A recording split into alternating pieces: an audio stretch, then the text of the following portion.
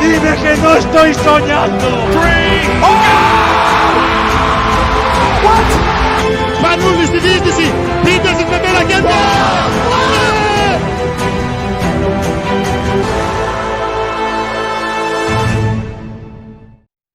Hola, ¿qué tal? Bienvenidos a Básquet en mayúsculas, diario de una fase final. Vamos a hablar de lo que ha sido la final de la Liga Endesa excepcional con Baskonia como campeón. Hablaremos con Gerard Soler sobre el Barça, hablaremos con Asier Díaz sobre Baskonia y aquí ya a mi lado están las otras dos patas de la mesa de este Básquet en mayúsculas, con las que también vamos a hablar de la actualidad más rabiosa del Herbalife Gran Canaria. Carlos Sánchez, ¿qué tal? Muy buenas. Muy buenas tardes, compañero.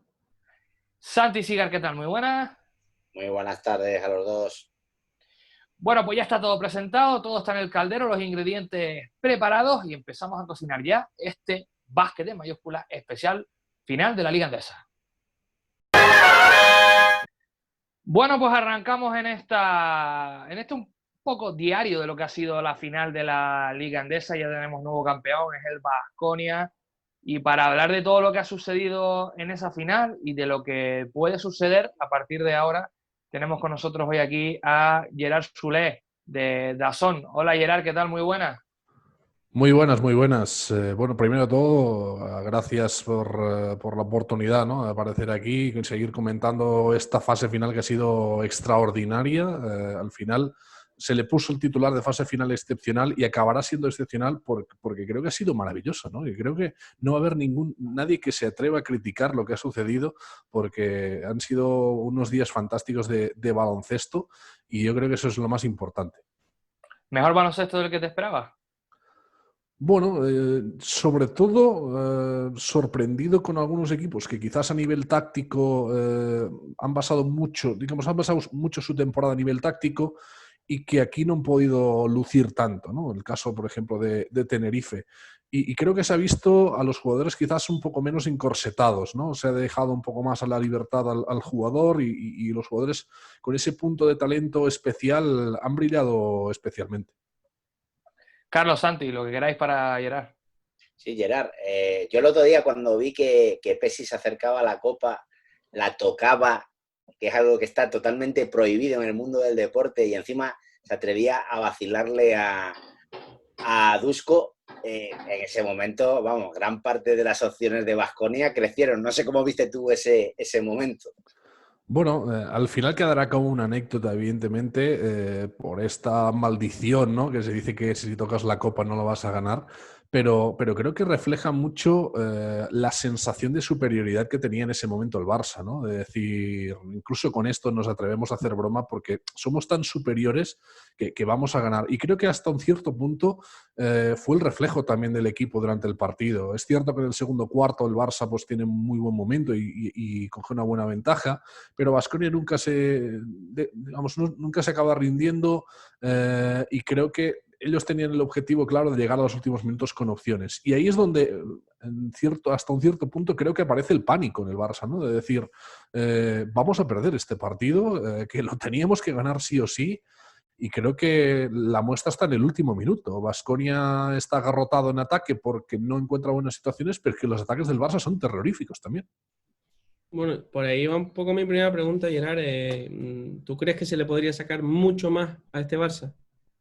Yo creo que ofensivamente sí. A nivel defensivo, a mí el Barça de Pesic me ha gustado muchísimo.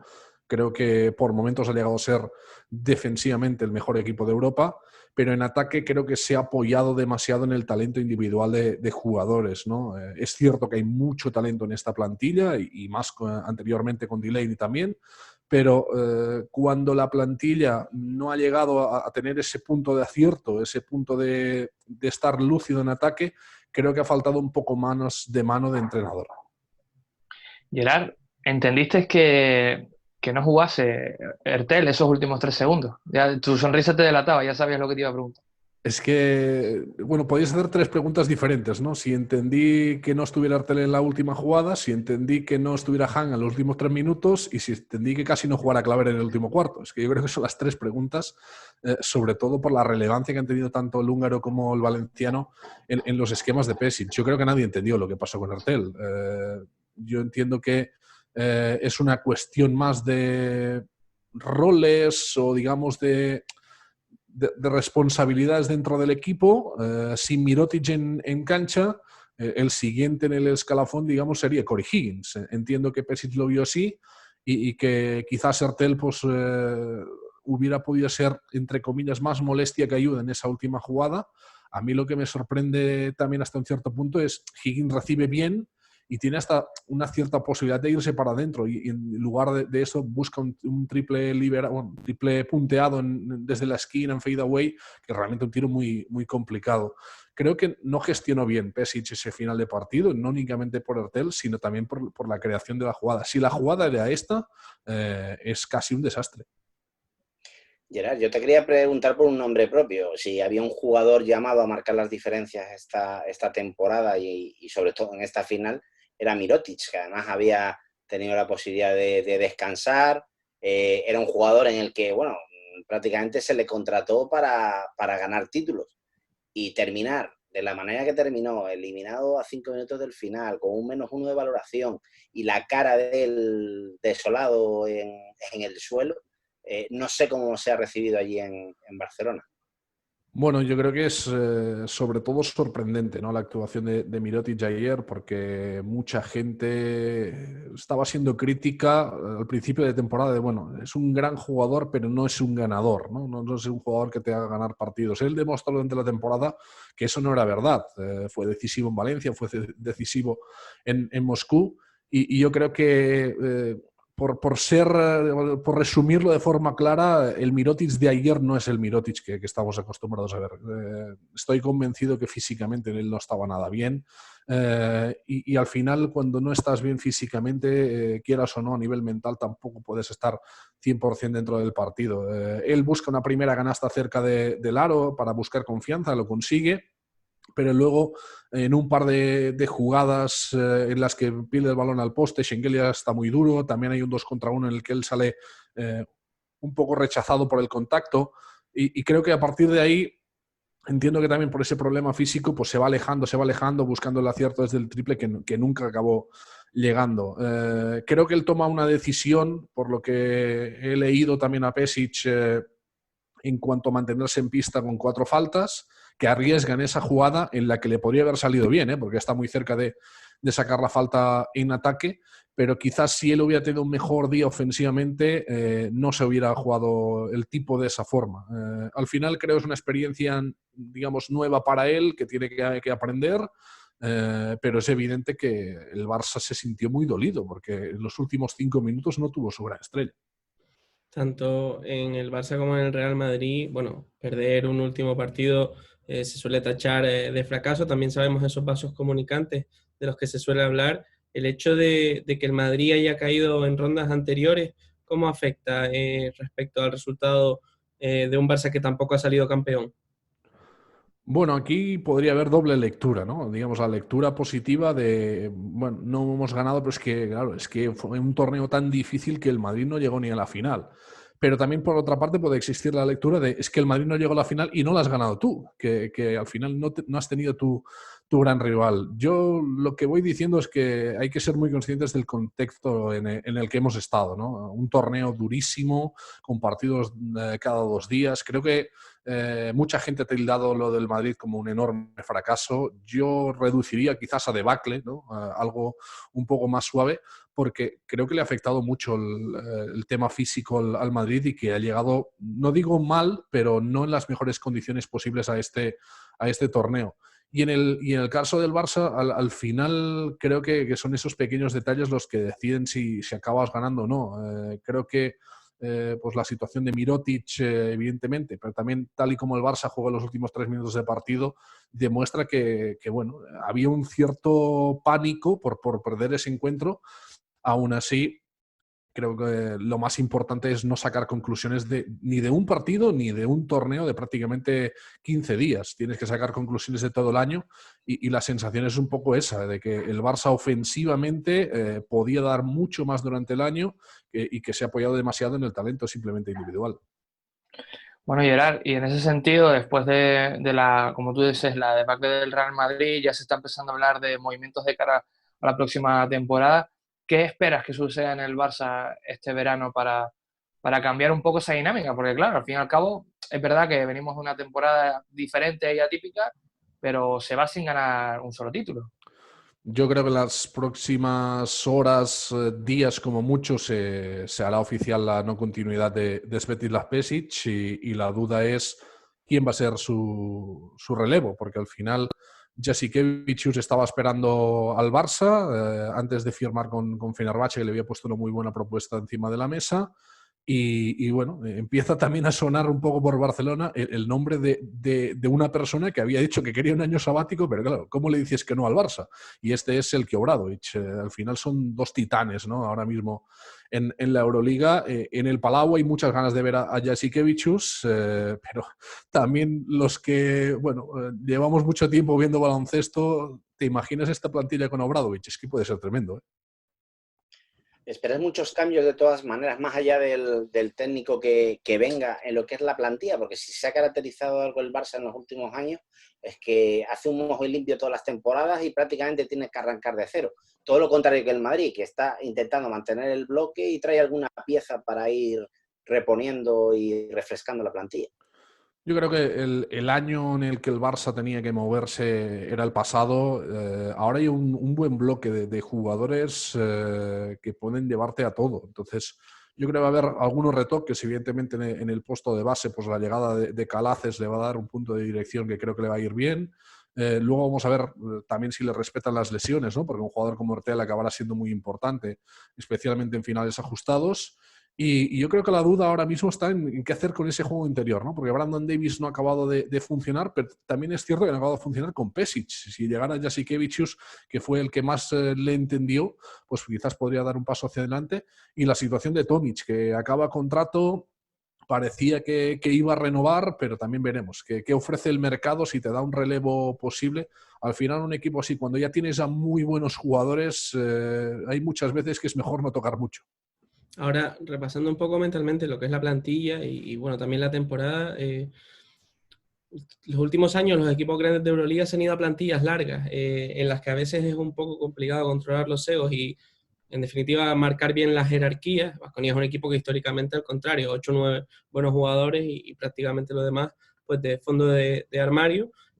¿Cómo lo ves tú en el Barça de esta temporada? ¿Se ha podido gestionar bien los egos? Jugadores que se han quedado sin minutos, que en otras temporadas han sido importantes, ¿lo han llevado bien?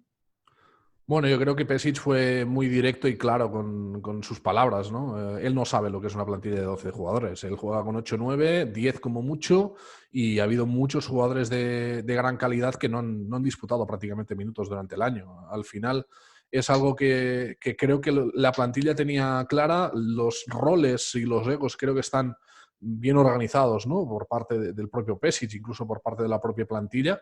Y repito, yo creo que con algún pequeño retoque esta plantilla aspira, que ya lo estaba haciendo, pero creo que lo seguirá haciendo, a todo, a ganar a ACB, la Copa, la Euroliga. Creo que estamos ante unas grandes plantillas de Europa. Simplemente es eso, pues que al final también te respeten las lesiones, que no olvidemos que el Barça este año ha tenido mucha mala suerte. Bueno, Gerard, pues no te vamos a robar mucho más tiempo. Muchas gracias por estar aquí con nosotros en Básquet en Mayúsculas. Y nada, que te guardamos la invitación para otra, que cuando quieras aquí está tu casa. Pues nada, un placer hablar de baloncesto, que en todos estos meses pues lo hemos echado un montón de menos. Y ánimo a todos los de Gran Canaria, porque te lleva una situación ahora mismo el club, vamos a llamarla peliaguda, pero bueno, está esa ilusión de regresar a Europa con la Eurocup, que creo que a todos pues también nos hace un cierto tilín, ¿no? Pues sí, a ver si es verdad. Gerard, muchas gracias. Un placer. Bueno, pues aquí seguimos repasando lo que ha sido esa final de la Liga Endesa, esa final excepcional en Valencia.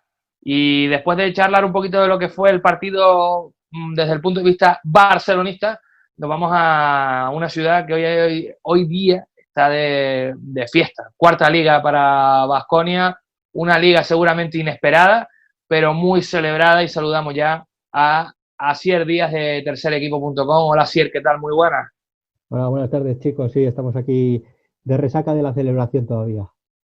Bueno, no se ha podido celebrar como a uno le hubiese gustado, ¿no? Imagino. Pero bueno, ¿cómo han sido estas horas posteriores al título? Bueno, la verdad que son unas horas muy felices, ¿no? Un poco con la tristeza de que ya hay algunos rumores, ¿no? De jugadores que parece que van a abandonar el equipo próximamente, pero la verdad es que con una alegría inmensa de toda la afición que llevaba pues mucho tiempo, ¿no? Pudiendo repetir pues esos triunfos de la década pasada. Santi, Carlos. Así es, en una ciudad como Vitoria que respira baloncesto por los cuatro costados, de las pocas ciudades en las que el baloncesto le gana la partida al fútbol, ¿en algún momento de esta fase final, antes de esos últimos minutos, pensabais en que Baskonia realmente tenía opciones de levantar el título? A ver, yo creo que, bueno, tú muy bien sabes, ¿no? Lo que es el carácter Baskonia, cómo es la ciudad, ¿no? Yo creo que una vez llegada a la final, la gente empezó a creer más que al inicio de la misma. Tenemos que recordar cómo ha sido la temporada del Baskonia, que en diciembre era un equipo que se arrastraba por toda Europa, que recibía palizas semana sí, semana también, y que Dusko cogió un equipo pues que estaba, vamos, para desaparecer deportivamente hablando, ¿no? De echar la temporada abajo y listo. Y bueno, Dusko cuando empezó la fase final ya dijo que ellos habían venido aquí a ganar la liga, y yo creo que incluso los propios aficionados pues nos lo tomamos un poco como es el discurso ese de Dusko de no rendirse nunca, ¿no? Yo creo que el punto de inflexión fue el partido contra Unicaja, un partido que se complicó pero se sacó adelante, y yo creo que una vez pasadas las semifinales habiendo ganado el Valencia Basket, yo sí creo que ahí la gente empezó a creer que era posible ganar el título. Porque si hay un equipo que está acostumbrado a ganar en estas circunstancias y en este tipo de formato, ¿no? Como ha sido muy similar a la Copa del Rey, yo creo que es el Baskonia, ¿no? Dusko es un gran preparador físico y es lo que se necesita para ganar este torneo. Es cierto, has hablado del carácter Baskonia, no cabe duda de que en este equipo, aunque no lo estaban a lo mejor mostrando antes de esa llegada de Dusko, hay jugadores muy del perfil histórico de Baskonia, como Aquile Polonara, como Toko, como Michael Eric, como Ili y algunos otros, pero sí que hay algo diferente esta vez, que es que Baskonia ha ganado sin su afición en la cancha. No sé, eso lo hace un poquito más épico. Yo creo que la afición, ¿no? del Baskonia pues ha ido perdiendo también un poco con los años, ¿no? Esa caldera en la que se había convertido el Buesa Arena. Se estaba viendo pues que faltaba rejuvenecer, ¿no? Esa afición, ese espíritu que había en las gradas, y yo creo que ha sido una pena que no haya podido estar la afición, ¿no? Animando, porque si algo ha demostrado la afición vasconista es que se implica a tope con el equipo. Solo hay que ver Copas del Rey en las que el equipo no se ha clasificado y aún así ha estado la afición. Lo que comentas de la épica, yo creo que más que por la falta de afición ha sido por la temporada tan dura en el aspecto físico que ha sido, ¿no? Con numerosas lesiones. Recordar, ¿no? Cómo pues Reyes se lesionaba en el primer minuto de la temporada, cómo Bildoza tenía que parar a mediados de octubre, noviembre por la lesión del hombro, Pato Garino que ha estado lesionado, Fal se nos lesionaba en la fase final, Toco pues que ha estado arrastrando molestias. Yo creo que la épica de este título está en cómo el conjunto de jugadores ha conseguido sobreponerse, ¿no? a las dificultades para ganar este título. Así es, yo te quería preguntar por dos nombres propios. El primero, evidentemente, es el de Ivanovic, ya con un look bastante diferente al que tenía la última vez que ganó la liga, que parece que le ha cambiado un poco la mentalidad a los jugadores.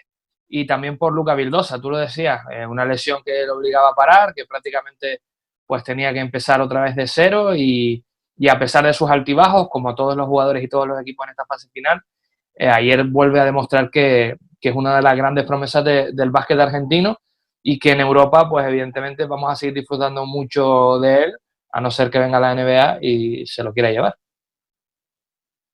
Bueno, yo creo que a Dusko no hace falta ni describirle ni decir nada de él, ¿no? Que no sepamos ya todos. Es cierto, ¿no? Que la fama de sargento de hierro le precede, ¿no? Que todos los jugadores pues hacen hincapié en su dureza, ¿no? A la hora de entrenar a los jugadores, pero sí que parece que con los años, ¿no? ha ido ganando en experiencia, ha ido ganando competencias en lo que es la gestión de las personas, ¿no? Yo creo que el Dusko que vemos ahora con Coleta, en la base es el mismo Dusko, ¿no? Que ganó el primer título de liga con el Baskonia ya por el año 2002, pero que sí que ha aprendido a tener más paciencia con los jugadores, a comunicarse con ellos de otra manera, ¿no? Pero en esencia yo creo que sigue siendo el mismo entrenador, que apuesta por un baloncesto simple, un baloncesto sencillo, donde hay que hacer 4 cosas bien, pero donde hay una cosa que es innegociable, que es el esfuerzo, ¿no? Y luego, pues por otro lado, tenemos a Luca Vildoza, que pues es un base argentino de esa nueva generación de jugadores argentinos, ¿no? Que están llamados a sustituir a la generación dorada, que no es un papel nada fácil para ellos también, ¿no? Y que igual, pues esta temporada no ha estado destacando como hizo el año pasado, ¿no? Pues un poco por la lesión y también porque creo que todos los focos no se han centrado en el Facu Campazzo, que ha hecho una temporada impresionante, pero es un jugador con una calidad enorme y que si está disfrutando en la cancha, como se le ha visto en esta final, con esos 2 caños que le hace a Tomis, si él disfruta, el equipo va a disfrutar.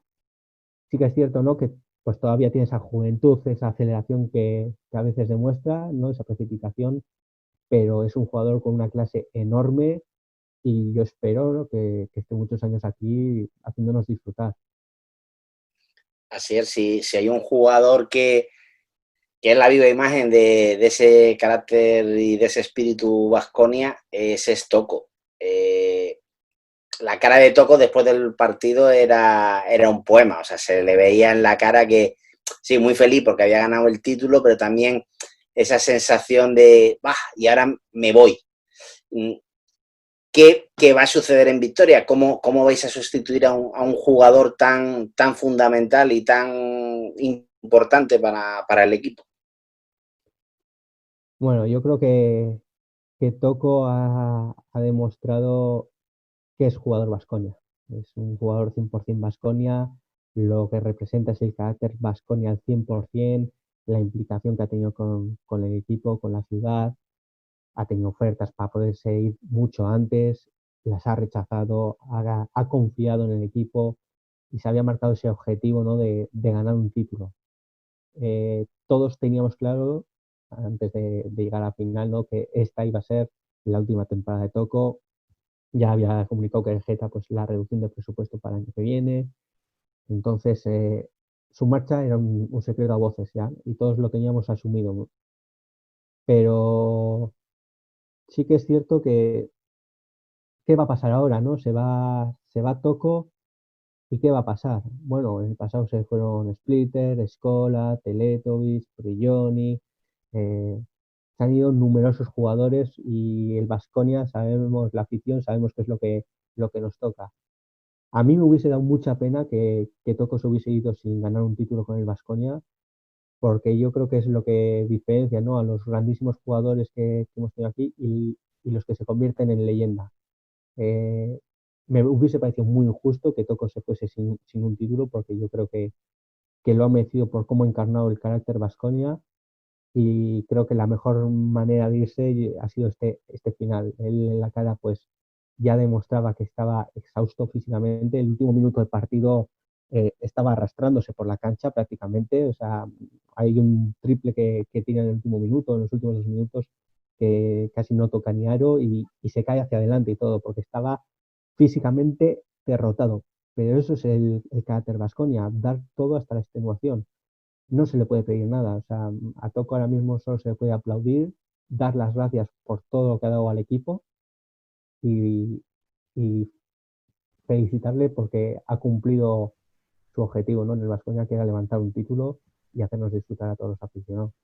Así es, la verdad que ya me sabe un poco mal hacerte esta pregunta cuando se está en la resaca de la victoria, pero es cierto que estamos a 1 de julio y bueno, lo de Toko pues sí se ha precipitado prácticamente ya casi, no sé si es oficial hasta ahora porque no he tenido tiempo en el día de hoy mucho de mirar el móvil, pero bueno, estamos en mitad del mercado. ¿Cómo ves ese encaje de Toko en un equipo en el que va a tener estrellas a su lado? Porque Toko es un jugador que todos los entrenadores que han estado allí han entendido que necesita ser la primera espada del equipo, y lo han tenido que entender también varios de sus compañeros a lo largo de estos años. ¿Cómo ves ese encaje en el Chesca? Pues la verdad que es una cosa que te hace un poco dudar, ¿no? Porque Toko no es un jugador, digamos, ya veterano, que pues, como pudo ser en su día la marcha del Chapu Nochoni del Baskonia al Real Madrid, que iba al Real Madrid, pero no iba buscando el rol, ¿no? de ser protagonista, sino un rol un poco más secundario, más enfocado pues, a ganar esos títulos que se merecía, porque en su vuelta a Vitoria demostró que lo podía dar todo. Entonces, en el caso de Toko, pues sí que parece, ¿no? Que va un equipo con mucho gallo. Está Mike James, está Filias, está Boydman, eh, muchos vasconistas, ¿no? Con los que ha compartido vestuario, que eso igual pues, le puede ayudar también un poco en la aclimatación, pero habrá que ver cómo se adapta a ese rol, ¿no? Menos protagonista, menos líder, porque en el CSK no va a ser el líder, no va a ser el faro que guía al resto del equipo, sino que va a ser uno más y va a tener que asumir ese rol, ¿no? De tener menos balones, tener menos jugadas para él y ser menos centro de atención. Puede salir muy bien o puede salirle muy mal. Muy mal en el aspecto de que pues, el tener menos bola, le cuesta entrar en juego. Toco es un jugador que da mucho rendimiento cuando se siente muy importante y cuando anota mucho. Hemos visto en muchos partidos que en el momento en que Toco no recibe balones, no anota, pierde confianza, no se siente a gusto y no es ese jugador, ¿no? Que podríamos decir que si no es el mejor 4 de Europa, está entre los 3 mejores 4 de Europa. Así es, un poco ya pensando, como decía Carlos, es un poco extraño estar hablando de que has ganado una liga, pero evidentemente hay que pensar en el futuro y no sé cómo ves el futuro de Baskonia. Decías antes que va a haber una reducción de presupuesto, que, bueno, como en casi todos los clubes del mundo, por lo que hemos vivido, pero no sé dónde encuadras los próximos años de Baskonia, porque tiene pinta de que la salida de Toko va a ser difícil de paliar. Se habla también de la salida de Chabot Shields. ¿Mantienes a Vildosa o a priori mantienes a un hombre como importante como Vildosa? Pero está claro que estamos hablando de piezas muy complicadas de sustituir. ¿Por dónde crees que va a tirar Querejeta a la hora de elaborar el próximo proyecto de Baskonia? Bueno, yo creo que hay el gran activo del Baskonia históricamente ha sido Alfredo Salazar, que es el ojeador del equipo, que también hay rumores que hacen pensar, ¿no? que esta ha podido ser su última temporada. Espero que no, que no sea cierto, porque si no, sí que nos podemos echar un poco a temblar, ¿no? También en numerosas entrevistas ha dicho Alfredo Salazar que ha dejado bien gestionada, ¿no? Esa transición de cuando él deja este equipo. Pero bueno, el Baskonia es un equipo que está acostumbrado a reinventarse. Parece casi segura la continuidad de Dusko Ivanovic en el banquillo. Por lo tanto, seguramente se hará algún fichaje de algún jugador que esté llamado a ser, ¿no? el líder, pero creo que el perfil de jugadores que querrá Dusko será jugadores que estén dispuestos a darlo todo en la cancha, porque Dusko ya ha demostrado que con jugadores estrellas mmm, no se pueden ganar solo títulos. Hace falta tener un equipo que crea, que lo dé todo sobre la cancha, y a veces es más importante esa energía que puedas entregar en la cancha que la técnica que puedas tener o la calidad que puedas tener como jugador, ¿no? Hay muchísimos jugadores que igual en cuanto a calidad pues no eran estrellas, ¿no? Del baloncesto europeo, pero que Dusko les ha conseguido sacar el 100% de su potencial y les ha convertido en grandes jugadores del baloncesto europeo. Así es, ¿y quién suena para esa sustitución de Alfredo Salazar? Porque aquí en Canarias hemos hablado bueno, de Juan Pedro Cazorla, jugador canario de Baskonia. Creo que los dos que ha tenido en su historia han sido los hermanos Cazorla, Juan Pedro y Carlos, que está en el organigrama de Baskonia, y aquí ha sonado algo para la dirección deportiva del Gran Canaria, a pesar de que hoy parece que al final va a llegar Willy Villar. No sé cómo está ese tema de la sustitución de Alfredo Salazar, si puede ser Juan Pedro el que ascienda directamente ese cargo. Yo creo que va a ser alguien de la casa, va a ser alguien de Baskonia. Creo que una parte muy importante, ¿no?, del organigrama del club es la identificación de la gente, ¿no?, con lo que es la entidad. Eh, es un poco chocante, ¿no?, porque si hablamos de jugadores jóvenes del Baskonia, hay pocos jugadores que vengan directamente de la cantera. Han sido jugadores pues que se han fichado, como puede ser Tadas, como puede ser Miguel González. Eh, yo creo que no muchos jugadores de la propia cantera del Baskonia han conseguido llegar al primer equipo, salvo Ilimane Diop. Creo que pocos jugadores han tenido un papel protagonista, ¿no? Pero en la parte del organigrama sí que hemos visto pues, que Baskonia ha dado siempre oportunidades, ¿no?, a la gente de casa. En su día se dio la oportunidad a Ivonne Navarro de dirigir al equipo. Lo hizo estupendamente bien. Después, pues, se dio la circunstancia de que creían que no podía ocupar ese papel, ¿no?, protagonista, y fue cuando Ivonne tomó la decisión de irse, ¿no?, buscando pues ser ese primer entrenador. Yo creo que Baskonia apostaría por alguien de dentro de su organigrama, pero no hay ningún nombre que se esté rumoreando ni que esté así en la palestra. Yo creo que todo el mundo quiere retrasar al máximo la jubilación de Alfredo Salazar. Este título de Liga, Asier, este puñetazo en la mesa en toda regla que ha pegado Baskonia, ¿hasta qué punto puede cambiar los planes de futuro de Querejeta? Yo creo que Querejeta ya ha demostrado, ¿no?, que él no se deja influir por las situaciones. Lo vimos el año pasado, ¿no? Todo el mundo se pensaba que, joder, con una Final Four de Euroliga en Vitoria, Querejeta iba a echar el resto, iba a hacer un macro proyecto, iba a luchar por ganar la Euroliga, que es ese ansiado título, ¿no?, que tiene, y se vio que no tiró la casa por la ventana. Querejeta es un gran presidente, pero también es un gran empresario y no va a dejar, ¿no?, que este título pues le haga arriesgar todo lo que es el proyecto Baskonia por, por intentar revalidar, ¿no?, el título. Querejeta tiene muy claro cuál es su idea de equipo, tiene claro cómo tiene que gestionar la parcela deportiva y la parcela económica. Recordemos, ¿no?, que pues, ahora el grupo Baskonia también tiene al Alavés, ¿no?, que es una fuente de ingresos también para el club, pero es una fuente de ingresos que pues, con el COVID a todos les va a pasar factura.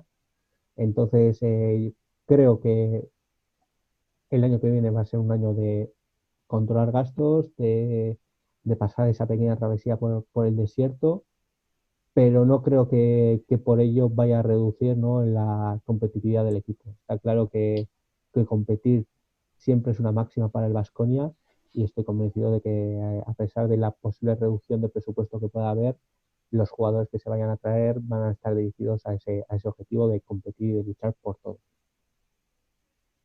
Bueno, Asier, pues nada, no te robamos más tiempo, que te vemos ahí con tu camiseta de Baskonia disfrutando del título de Liga, que la verdad que ha sido una sorpresa para todos, y no te vamos a esconder, ¿vale? No te vamos a esconder que los tres que estamos aquí queríamos que ganase Baskonia, ¿vale? Para quitarnos ya la careta y lo decimos en serio, ¿vale? No es porque seas tú, pero sí que queríamos que ganase Baskonia por eso, porque al final que gane siempre los mismos no mola nada, ¿eh? Hay que romper un poco, ¿no?, ese binomio que en los últimos años, salvo Valencia Basket y Baskonia, parece que nadie más puede romperlo. Está ya bonito, ¿no?, que equipos también como Unicaja se uniesen a esa pelea, incluso Valencia en Canarias, que creo que tiene muy buena plantilla. Pues sí que apetece, ¿no?, que haya un poco más de competición.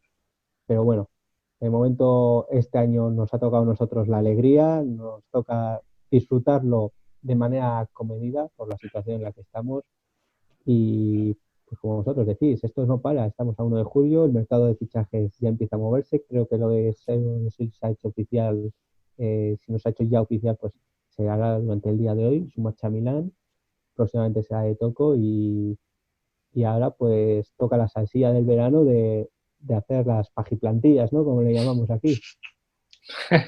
Sí, bueno, así era un placer grande y muchas gracias por estar con nosotros aquí en Básquet en Mayúsculas. Gracias a vosotros, chicos. Un placer. Bueno, y seguimos aquí en Básquet de Mayúsculas, porque claro, ayer jugaba el Baskonia y el Barça la final, pero el Granca también ha puesto un punto y final, concretamente a la salida de Verdi Pérez, que ya es oficial, no va a seguir en la entidad amarilla la próxima temporada. Terminaba su contrato el día 30 de junio ayer lo comunicaba el club, y se abren nuevos horizontes, nuevos caminos, se abre un nuevo ciclo, podríamos decirlo de esa manera, a partir de ahora con otro director deportivo. Carlos, Santi, una opinión muy rápida sobre la marcha de Verdi, por su marcha, su adiós. Bueno, es indiscutible que bajo su dirección deportiva en dos etapas diferentes, sobre todo en la segunda, el Granca ha vivido la época más dorada en prácticamente todos los aspectos del club. El mayor presupuesto ha llegado de la mano de la clasificación para Euroliga y también de finales de Eurocup, o en cualquier caso creo que fueron 3 o 4 temporadas seguidas llegando a cuartos de final, aparte de unas semifinales y una final, finales de Copa del Rey, la consecución del único título de la historia del club como es la Supercopa.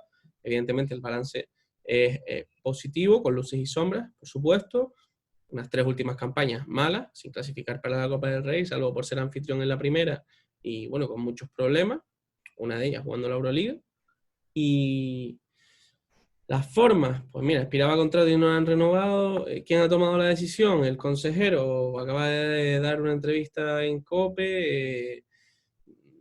¿Está bien hecho? ¿Está mal hecho? ¿Quién con conocimientos deportivos toma esta decisión? Complicado. ¿Está bien que los políticos se metan en el Gran Canaria? Es que le pertenece al Cabildo. El consejero decía en otros clubes, el propietario toma parte de estas decisiones.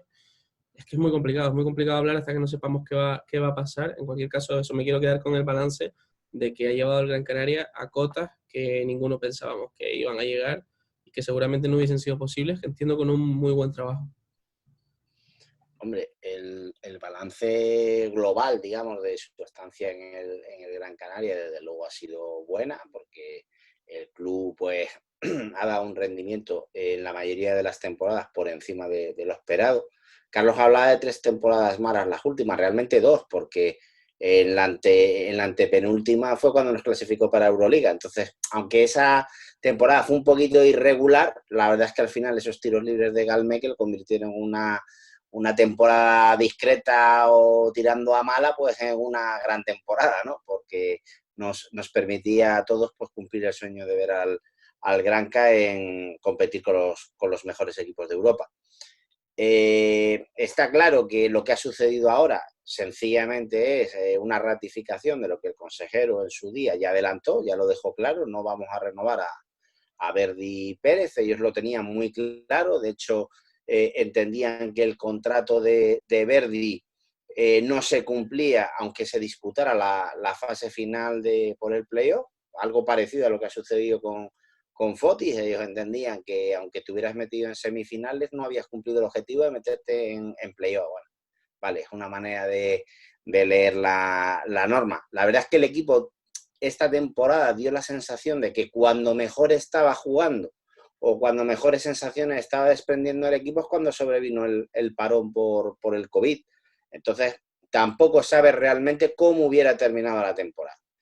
Ahora bien, una vez tomada la decisión, está claro que los ciclos se acaban y tampoco te puedes perpetuar en el cargo por siempre, ¿no? Por muy bien que lo hayas hecho en el pasado. Siempre, al final, en el deporte, el último año es el que te tienen en cuenta. Y porque si no, no habría evolución. Y en este caso, ajustándote a los resultados de esta temporada en la que, bueno, no te clasificaste para la Copa del Rey, no te ibas a clasificar o en teoría estabas fuera de los puestos de playoff, te invitaron a esa fase final a 12 y luego pues teniendo todo en tu mano para clasificarte para una semifinal, pues bueno, haces el partido que hiciste contra Valencia, haces el partido que hiciste contra Zaragoza y te quedas fuera, ¿no? Porque lo del Madrid entraba dentro de lo que todos podíamos considerar normal. Y al final, pues bueno, te queda una temporada otra vez en blanco, con muchas dudas, y a ver si el sustituto de Verdi logra subir, pues eso, el nivel que dejó él. Bueno, yo por un poco rematar lo que han dicho ustedes, es verdad que los ciclos se acaban. Yo creo que lo que sí creo es que quizás la salida de Verdi debería haber sido un poco distinta, ¿no? O al menos yo lo pienso así, porque estamos hablando, para mí, si no es la persona más influyente en la historia del Gran Canaria, estamos hablando de una de las 5 personas o de las 3 personas más influyentes en la historia del Granca, eh, por todo lo que ha conseguido, no solo a nivel deportivo, sino el hecho de construir equipos con poco dinero en su primera etapa, que eran muy competitivos y que llegaban, estaban por encima de sus posibilidades, y lo mismo con su segunda etapa, en la que ya ha ganado títulos, ha jugado finales, eh, ha jugado Euroliga. Por lo tanto, sí que creo que quizás su salida debería haber sido un poco diferente.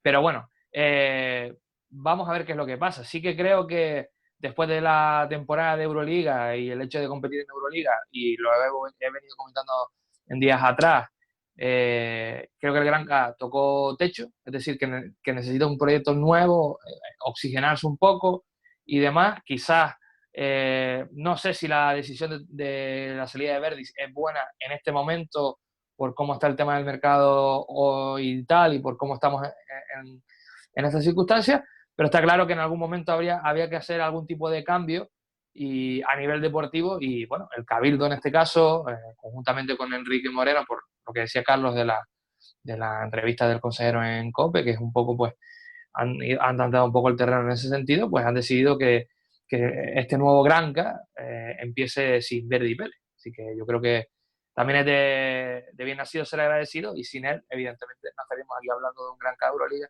ni de campeón de Copa. Vamos al siguiente punto del tema, porque claro, se va uno, viene otro. Willy Villar es el nombre que está sobre la mesa, está Enrique Moreno personalmente trabajando en esa incorporación. ¿Qué les parece el nombre? Y poquito más.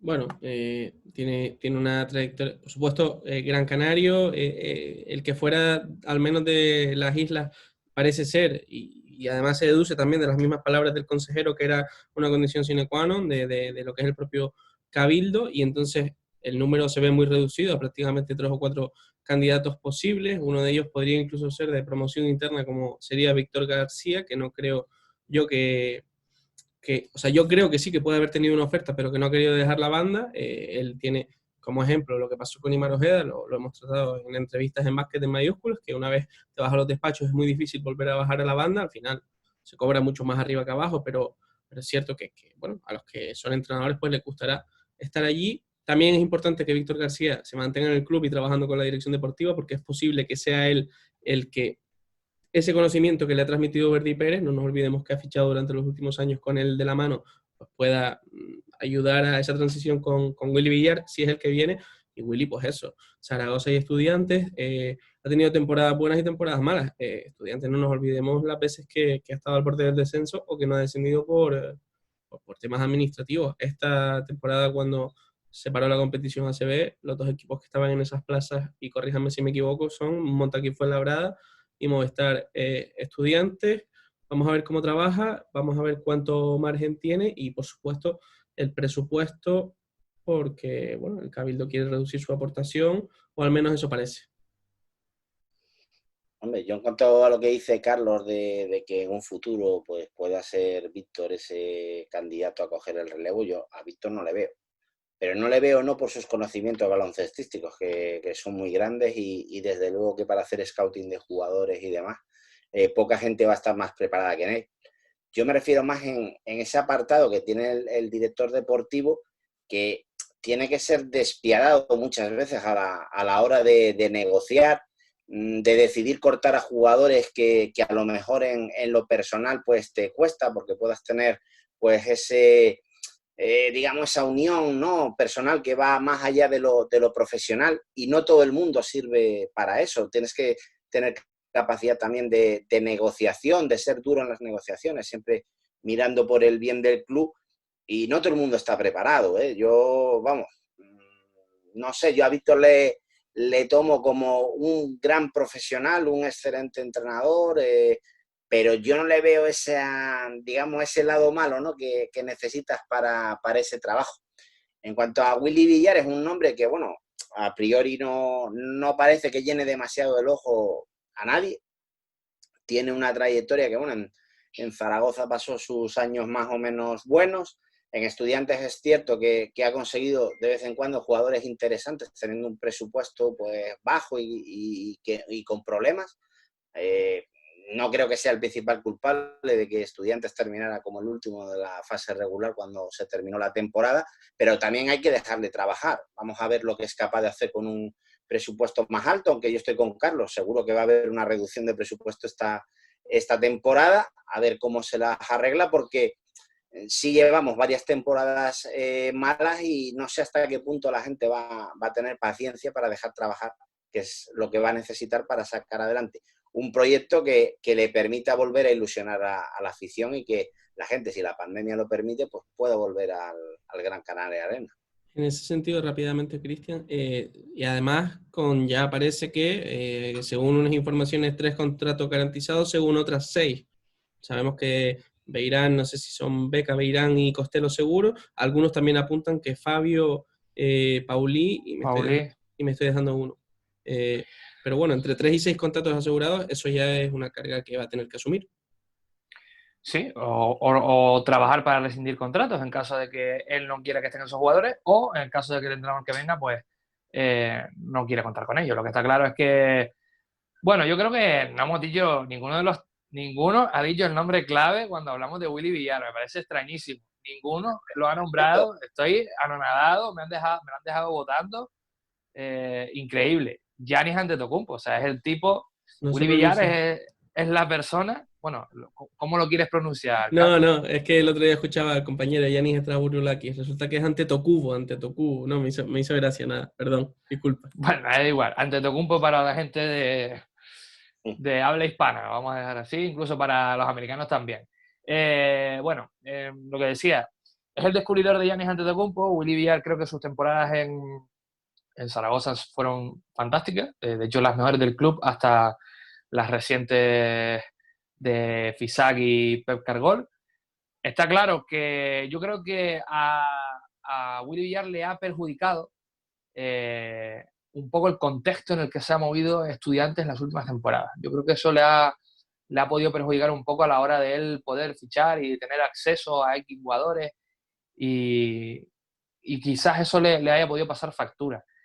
Pero bueno, no, la idea que él planteó en Zaragoza me parece fantástica y si vuelve un poco a esa idea, a ese tipo de club, creo que le puede venir bien al Granca. Habrá que ver cuál es el entrenador que decide para este proyecto.